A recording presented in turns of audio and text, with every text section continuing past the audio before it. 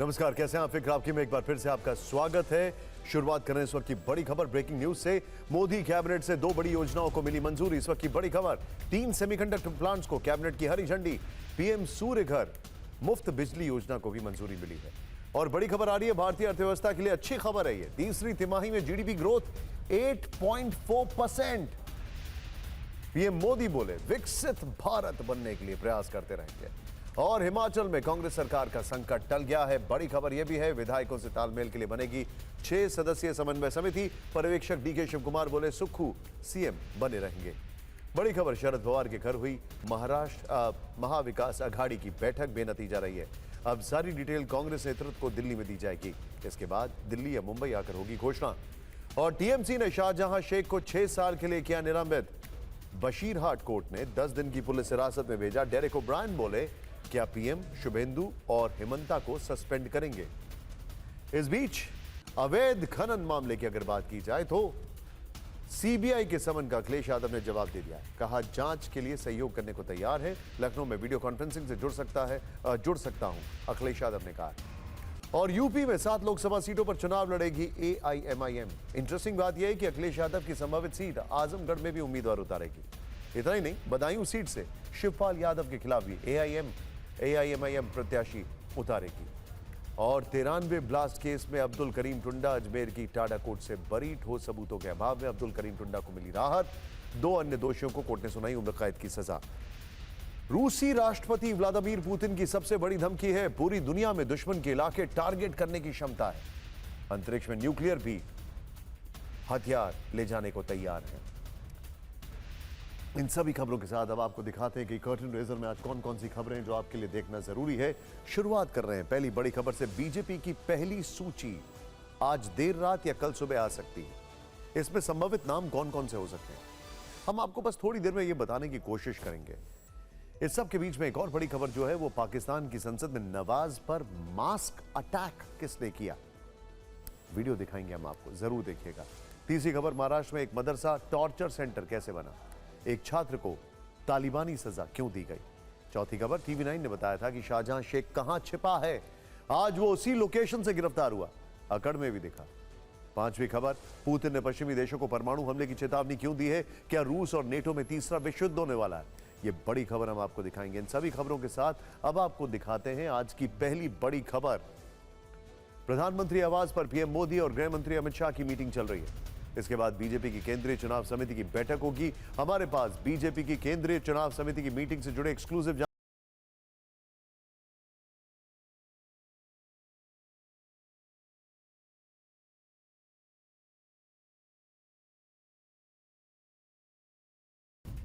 BJP Lok Sabha चुनाव के लिए पहली लिस्ट पर चर्चा होगी। बैठक में नरेंद्र मोदी और अमित शाह के नाम भी शामिल होंगे।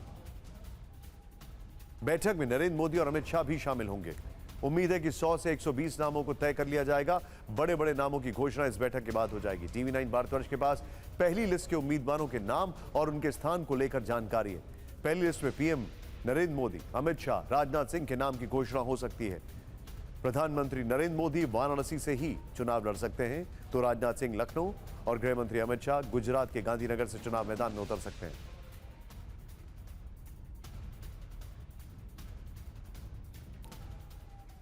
इस सब के बीच में दूसरी बड़ी खबर आ रही है, वित्त मंत्री निर्मला सीतारमण के नाम की घोषणा भी बीजेपी की पहली लिस्ट में हो सकती है। ज्योतिरादित्य सिंधिया ग्वालियर से चुनाव लड़ सकते हैं, तो विदेश मंत्री एस जयशंकर के नाम की घोषणा भी बीजेपी की पहली लिस्ट में हो सकती है। ये तीनों राज्यसभा सदस्य हैं जो लोकसभा चुनाव के मैदान में उतरेंगे और बीजेपी की पहली लिस्ट में इनके नाम का ऐलान हो सकता है। इस सब के बीच में एक और बड़ी खबर आ रही है, पश्चिम बंगाल की 5 सीटों का ऐलान भी बीजेपी की पहली लिस्ट में हो सकता है। लॉकेट चैटर्जी को हुगली से टिकट मिल सकता है। दिलीप घोष मेदिनीपुर से बीजेपी के टिकट पर चुनाव लड़ सकते हैं और निशित प्रमाणिक को कूच विहार से टिकट संभव है। तो शांतनु ठाकुर बनगांव से और दार्जिलिंग से राजू बिष्ट का नाम बीजेपी की पहली लिस्ट में हो सकता है। एक और बड़ी खबर, बीजेपी की पहली लिस्ट को लेकर सूत्रों के मुताबिक जो जानकारी मिली उसके अनुसार स्मृति ईरानी एक बार फिर अमेठी से मैदान में उतरेंगी, जहां पिछली बार उन्होंने राहुल गांधी को हराया था। शिक्षा मंत्री धर्मेंद्र प्रधान ओडिशा के संबलपुर से चुनाव लड़ सकते हैं। पर्यावरण मंत्री भूपेंद्र यादव हरियाणा के महेंद्रगढ़ से मैदान में उतर सकते हैं। किरण रिजिजू एक बार फिर अरुणाचल पश्चिम से चुनाव लड़ सकते हैं। ये सारे नाम बीजेपी की पहली लिस्ट में हो सकते हैं। बीजेपी की पहली लिस्ट में एक चौंकाने वाला नाम भी हो सकता है, वो है शिवराज सिंह चौहान का। शिवराज सिंह चौहान का, ठीक सुना आपने, मध्य प्रदेश की पूर्व मुख्यमंत्री शिवराज सिंह चौहान विदिशा से चुनाव लड़ सकते हैं।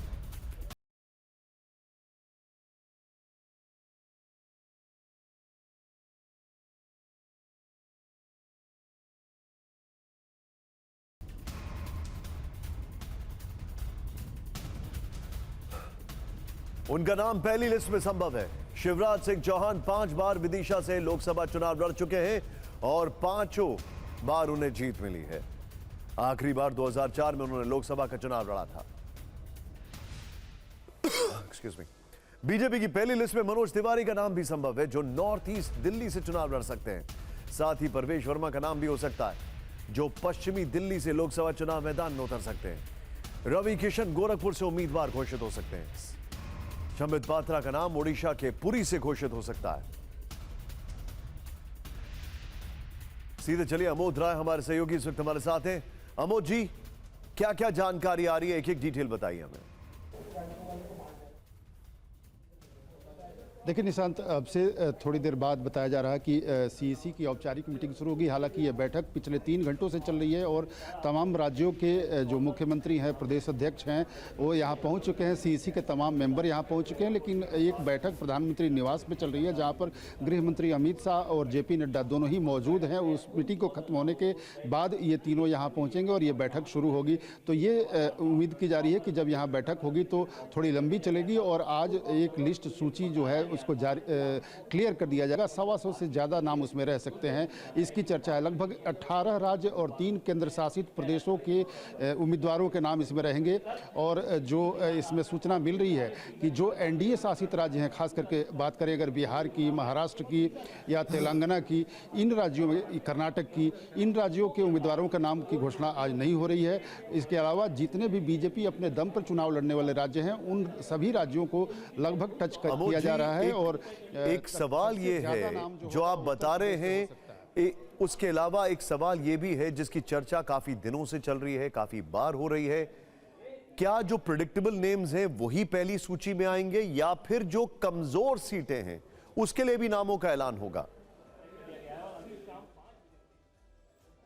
देखिए निशांत, मैं आपको बताऊं कि इस सूची में 3 तरह के नाम होंगे। जो पहली सूची आएगी उसमें सबसे ज़्यादा नाम होगा उन सीटों के बारे में जो बीजेपी लगातार हारती रही है या एका दुक्का जीती भी है, जिसको कमज़ोर सीटों की श्रेणी में रखा गया है। ऐसी 161 सीटों को तकरीबन 1.25 साल 1.5 साल पहले बीजेपी ने छांटा था और 1.25 साल 1.5 साल पहले से उस पर काम किया जा रहा है। उसको लोकसभा प्रवास की सीटें बोलते हैं और वहाँ उसके सबसे ज़्यादा उम्मीदवार इसमें होंगे। दूसरा कैटेगरी वो होगा जो श्योर, जो बड़े नाम है, जो बड़े चेहरे हैं जिनको चुनाव लड़ना ही है, जैसे मसलन प्रधानमंत्री, गृह मंत्री, रक्षा मंत्री, इसके अलावा स्मृति ईरानी, धर्मेंद्र प्रधान, भूपेंद्र यादव, इस तरह के जो नाम हैं उनका उसमें नाम हो सकता है। और तीसरी सूची होगी जो राज्यसभा के बड़े नाम हैं, जो राज्यसभा से जो मंत्री पद पे बैठे हुए हैं और जिनको राज्यसभा में इस बार सीट नहीं मिला है, जिनको लोकसभा लड़वाना है, वैसे सांसदों का नाम हो सकता है। तो 3 कैटेगरी है, एक जो हारी हुई सीटें हैं, दूसरा राज्यसभा से जिनको लोकसभा में लाया जा रहा है उनका,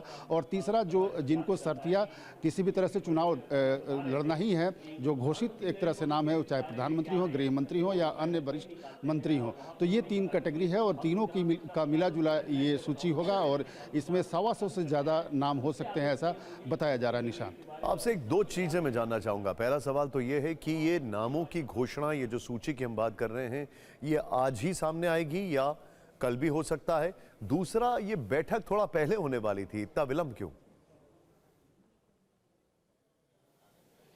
देखिए, एक होमवर्क प्रधानमंत्री निवास पे चल रहा है। ऐसी जानकारी मिल रही है कि वहाँ पार्टी के जो 3 बड़े लोग हैं, प्रधानमंत्री, गृह मंत्री और बीजेपी अध्यक्ष, ये तीनों वहाँ बैठे हैं और वहाँ पे एक माइंड स्टॉर्मिंग सेशन चल रहा है। और ख़ास करके वहाँ पे एक कवायद के बाद ये तीनों यहाँ शामिल होंगे इस बैठक में। इसलिए ये बैठक जो माना जा रहा था कि 7 बजे शुरू हो जाएगी, तो बैठक तो 7 बजे से शुरू हो गई है। और यहाँ बताया जा रहा है कि जो core committee, Uttar Pradesh core committee है, उसके लोग आपस में बैठे हैं। हर राज्यों के जो कोर कमेटी के लोग हैं वो आए हुए हैं, अलग अलग बैठकर आपसी बैठक कर रहे हैं और जो सूची पे पहले चर्चा हो चुकी है, जिन नामों पे पहले चर्चा हो चुकी है, उससे अलग भी कुछ नामों पे आज चर्चा होनी है। जैसे उत्तर प्रदेश की बात अगर करें तो पिछली जो बैठक हुई थी विगत शनिवार को, उसमें उत्तर प्रदेश की कोर कमेटी के साथ गृह मंत्री और बीजेपी अध्यक्ष की बैठक हुई थी। उसमें 16 जो हारे हुए सीट हैं उनकी चर्चा हुई थी और इक्का दुक्का नाम जीते हुए सीटों पर हुई थी। लेकिन उससे इतर आज उन सीटों पर भी चर्चा होगी जहां बीजेपी जीती हुई है, खास करके पूर्वी उत्तर प्रदेश के कुछ सीटों पर आज चर्चा होगी। तो इस तरह के कवायद को करने में थोड़ी विलम्ब जरूर लग रही है, लेकिन बीजेपी चूंकि आज इस बैठक को करने ही वाली है और सीईसी होना ही है, तो एक आप कह सकते हैं कि होमवर्क दो जगह हो रहा है। एक प्रधानमंत्री के घर पे हो रहा है और दूसरा बीजेपी ऑफिस में हो रहा है। फिर उसके बाद एक साथ बैठकर एक बड़ा माइंड स्टॉर्मिंग सेशन करके उम्मीदवारों के नामों पर। अमोद जी, शुक्रिया इस जानकारी के लिए आपका।